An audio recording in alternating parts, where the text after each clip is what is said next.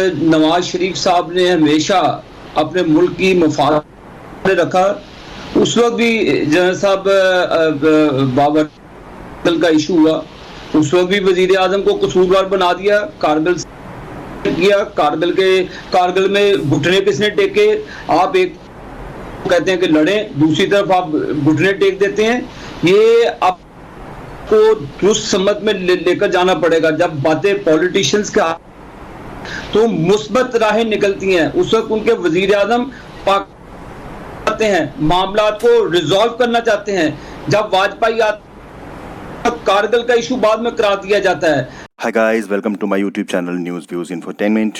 अगर आपको हमारे वीडियोस पसंद आते हैं तो लाइक, शेयर, कमेंट और सब्सक्राइब जरूर करें और हर नए वीडियो के नोटिफिकेशन के लिए बेल आइकन दबाना ना भूलें। Thank you. जब मोदी मिलने आता है उस वक्त डॉन लीग के इशू को बनाकर प्राइम मिनिस्टर पर कीचड़ उछाला जाता है। ये नवाज शरीफ साहब को उस वक्त मुर्द इल्जाम ठहराया गया जी कि इंडिया के अंदर स्टील मिलें हैं, उनका बिजनेस है, तो ये बैठे हैं हुकूमत में, ले आए, इनकी ये शीरबाद है हुकूमत को, हुकूमत इनके साथ है। आप मुझे बताएं, कुलभूषण यादव ने एडमिट किया हुआ है क्राइम को, जो उसने बलूचिस्तान से लेकर पूरे पाकिस्तान को की 100 स्टेक पे लगाया। अब आप देखें, इंडिया की बहादुरी देखें, उन्होंने तो नहीं दिया आपको। आप खुद वकील कर रहे हैं, तो ये हुलतकारी नहीं तो और क्या है। आप वकील भी उनके हैं, आप स्पोक्स पर्सन भी हैं पाकिस्तान में। आपने NRO दिया है, ने जाना है UNO में, अगले महीने में आपके सिलेक्टेड वहां पर जाके खिताब करना है। उस खिताब से पहले आप सब कुछ करना चाहते हैं, चाहे वो इस्लामाबाद में कोई और मजहबी हो और भी चीजें हों। तो आप मैं ये समझता हूँ कामरान शाहिद साहब जी, पाकिस्तान के साथ बड़ी जुल्म है, ज्यादती है कि आप के सामने घुटने टेक रहे हैं। आप अपने कश्मीरियों भाइयों का सौदा कर रहे हैं, जो लाखों कश्मीरी शहीद किए गए। आप आज उनसे पाकिस्तान मुंह मोड़ रहा है। आज पाकिस्तान कश्मीरियों के खून से मुनहरफ हो रहा है। लेकिन उसमें इमरान खान का कसूर तो कोई नहीं है आबिद भाई, ये तो मोदी ने किया जो किया कश्मीर में। जी मेरी एक मिनट शायद भाई बात सुने। जी जी जी, आपसे सवाल पूछ रहा हूं। आपके साथ जो जनरल साहब बैठे हैं, मुझे अफसोस है कि ये कह रहे हैं कि पार्लियामेंट में ये या नहीं होना चाहिए ऑपोजिशन का। क्यों नहीं? पाकिस्तान की पार्लियामेंट, पाकिस्तान के लोगों ने हमें वोट दिया है, पाकिस्तान की आवाज उठाएंगे। उस वक्त तो आप मुर्दे निजाम लाते थे कि जी डॉन लीग होगी। उस वक्त आप नवाज शरीफ को कहते थे, आपने लोगों को प्लांट किया नवाज शरीफ के अगेंस्ट, आपने धरने चला के नवाज शरीफ को गालियां चलाई। ये आप भुगतना पड़ेगा मोहतरम जनरल साहब, भुगतना पड़ेगा। जिस तरह आपने गांठें बांधी ना, अब दांतों से खोलनी पड़ेगी। अब हर जगह पाकिस्तान की जागनसाई हो रही है। तो इसलिए यही बातें हैं कि पार्लियामेंट की सॉवरेनिटी के लिए पाकिस्तान की ठीक है जी, पॉइंट आ गया आपका। मेरी बात आबिद भाई जी, आपका ये पॉइंट आ गया। मैं इस पे बिल्कुल आगे भी फरक हबीब साहब, अब देखें जो बात पीपल्स पार्टी कर रही है, आप भी शर्ली साहब कर रहे हैं, शहला रजा साहब की पार्टी कर रही है। शहला साहब आपको भी बहुत वार्म वेलकम प्रोग्राम में। तो ये इसलिए कर रहे हैं क्योंकि आपने इससे पहले इनके ऊपर मुल्क दुश्मनी के सर्टिफिकेट बांटे, इनको ताने दिए, तो ये कोई अच्छी सियासत तो नहीं थी ना। ऑपोजिशन इस वक्त अच्छी सियासत कर रही है अगर आपको ताने दे रही है कि कुलभूषण को NRO दे दिया, एहसान अल हसन को NRO दे दिया ना। आप लोगों ने अच्छी सियासत की दाग बिल डाली जब नवाज शरीफ को, जो कि ऑब्वियसली मुल्क के इलेक्टेड लीडर थे, प्राइम मिनिस्टर थे, आपने उनको गद्दार, मोदी का यार, पता नहीं क्या कुछ कह दिया आपने। योर टेक फरक हबीब। देखें कामरान, बात यह है, जब आपको याद होगा, आपके इल्म में होगा कि कुलभूषण यादव को पकड़ा, तो उस वक्त जो है दहशतगर्द जब पकड़ा, तो उस वक्त परवेज रशीद को DGI-SPR को साथ बिठा के प्रेस कॉन्फ्रेंस करनी पड़ी। इनमें इतनी जुर्रत पैदा नहीं हो रही थी ये आके ऐलान कर दें कि हमने भारतीय जासूस को जो है वो पकड़ा है। जब ये मोदी के हलफ पे गए थे तो ये जंदाल को मिलना पसंद किया था, हुर्रियत रहनुमाओं को ये नहीं मिले थे। मैं रिकॉर्ड के ऊपर ये बात रखना चाहता हूँ। मुझे किसी को ना तो गद्दारी का सर्टिफिकेट देना है, ना किसी को मुझे मुहब्बे वतनी का फैक्ट सर्टिफिकेट देना है। मैं तो फैक्ट्स पे बात करूँगा। हमला भारत के अंदर होता है। अभी भारत हमें सबूत भी नहीं दे रहा था, तहकीकात नहीं हो रही होती, हम भाग के जाके गुजरांवाला में मुकदमा दर्ज करवा देते हैं। से इतना ही मसला था तो आप जो है वो ICJ की जुरिस्डिक्शन ना मानते। PMLN की हुकूमत थी उस वक्त, जब अफगानिस्तान के अंदर अपना असर रसूख इंडिया बढ़ा रहा था, उस वक्त नवाज शरीफ की हुकूमत थी। जब चाबहार के अंदर असर रसूख बहरा रहा था ईरान के साथ, उस वक्त नवाज शरीफ की हुकूमत थी। जब पाकिस्तान को इंटरनेशनल कम्युनिटी में भारत तनहा करने की कोशिश कर रहा था, उस वक्त इनकी हुकूमत थी। आज अगर आप देखें इन तमाम तनाजुर के अंदर, तो हमने अमली तौर के ऊपर इस खित्ते की सियासत में भारत को तनहा कर दिया है। आज अफगान अमन प्रोसेस में भारत शामिल नहीं है, मोदी नहीं है। चाबहार से मोदी किक आउट हो चुका है, लद्दाख में उसको इश्यूज का सामना है, नेपाल से इश्यूज का सामना है।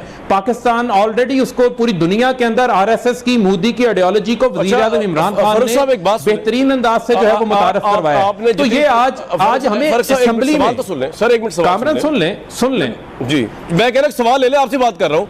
यहाँ तक तो आपने सही कहा कि जो आप नरेशन ऑफ इवेंट्स दे रहे थे मेरे हिसाब से, लेकिन ये जो आपने कहा है कि जी आपने फॉरेन फ्रंट के ऊपर जो झंडे गाड़ दिए, मुझे ये बताया कि आप तो ओआईसी के ऊपर कोई इजलास तक नहीं ले सके, कोई करारदाद तक नहीं ले सके। जो कश्मीर के अंदर जुल्म कर दिया मोदी ने, उसने पूरा वायलेशन कर दिया अपने कॉन्स्टिट्यूशन की। हमारे साथ तो एक बंदा नहीं खड़ा, बताओ इससे। जी कामरान, आपसे पूछ रहा हूँ जी फारूक साहब।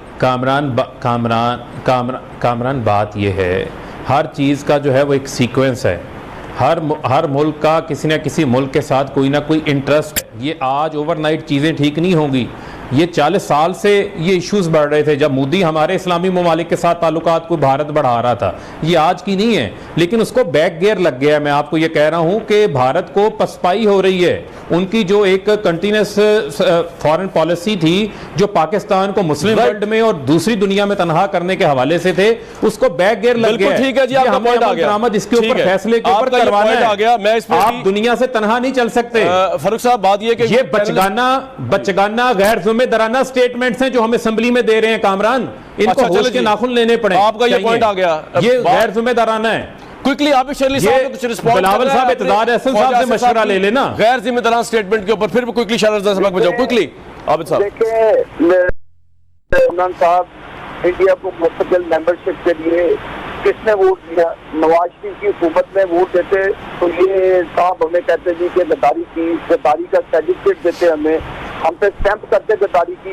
वोट आप देते हैं कश्मीर के इशू पे, आपने कभी हुर्रियत कॉन्फ्रेंस के लोगों को नहीं मिले, आप मुस्लिम ममालिक के वोट नहीं ले सके, आप यहाँ पे यूएई के वोट नहीं ले सके, आप तनहा रह गए। उनकी फॉरेन पॉलिसी ने पाकिस्तान को आइसोलेशन में डाल दिया। आपने कश्मीर को बेच दिया। आप कश्मीर की बात करना भी आप जुर्म से सब्र करते हैं। आपकी इतनी औकात नहीं कि अभी आपने डैम बनाने के लिए किया, इंडिया ने वहाँ पे झंडा गाड़ दिया। आपकी इतनी जरूरत नहीं कि आप उसको अपोज कर दें। इंडिया की स्टेटमेंट को पाकिस्तान की टेरिटरी है। नवाज शरीफ साहब ने शायामीर बादशाह डैम की बुनियाद रखी। नवाज शरीफ साहब ने उस वक्त कश्मीर के अंदर नीलम झेलम डैम बनाया, इंडिया को अपोज किया। हमने हर अपने मुल्की मुफादात में काम किया। आपने क्या किया? आपने तो हर पाकिस्तानी का सर शर्म से झुका दिया, हर कश्मीरी का सर शर्म। चलिए आपका पॉइंट आ गया जी, मुझे आगे चल रहे हैं। बिल्कुल आप साहब का पॉइंट आ गया। शैला रज़ा साहिबा बात ये है कि जो मोदी का यार वाला जो नारा ये तो बिलावल भुट्टो साहब ने लगाया था, वो भी गलत था। आज आप इस गवर्नमेंट को कह रहे हैं ये दहशत गर्दों के साथ है। आज देखे ना, बड़ी सिवियर स्पीच है, पूरी दुनिया जब ये रिपोर्ट कर रही होगी कि बिलावल भुट्टो जरदारी साहब जो है खड़े होकर हमारे प्राइम मिनिस्टर को कह रहे हैं कि वो दहशत गर्दों के साथी हैं। ये तो बड़ी ज्यादती है। हम पूरी दुनिया में कह रहे हैं कि हम टूरिज्म फैला रहे हैं, हम अमन फैला रहे हैं। आप कह रहे हैं, आपके लीडर कह रहे हैं खड़े होकर कि हमारे प्राइम मिनिस्टर दहशतगर्दों के साथी हैं।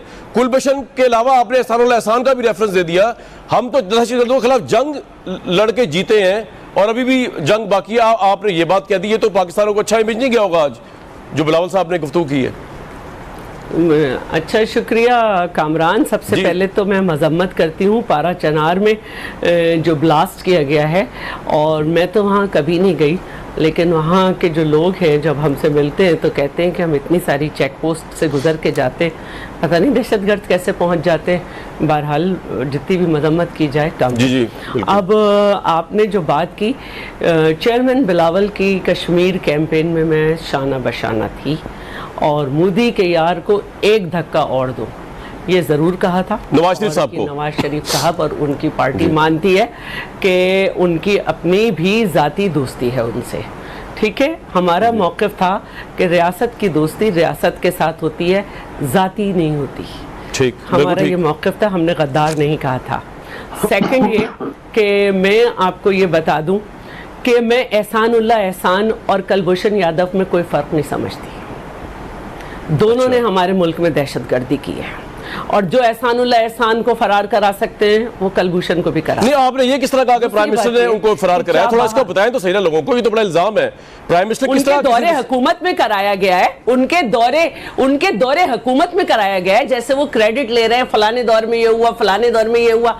दूसरी बात ये कि भारत को अगर चाबहार से हटाया है तो सिवाय ईरान के किसने कश्मीर पे आवाज उठाई? आपके बड़े सऊदी अरब से दावे हैं, बड़े आप कार ड्राइव करते हैं, उनकी सब करते हैं, उन्होंने कभी टर्की ने भी आवाज उठाई है, तैयब उर्दुगान ने, और मलेशिया ने भी उठाई है। क्या बात करते हैं? टर्की को भी, मैं टर्की कहूंगी, लेकिन सऊदी अरब वगैरह ने नहीं उठाई।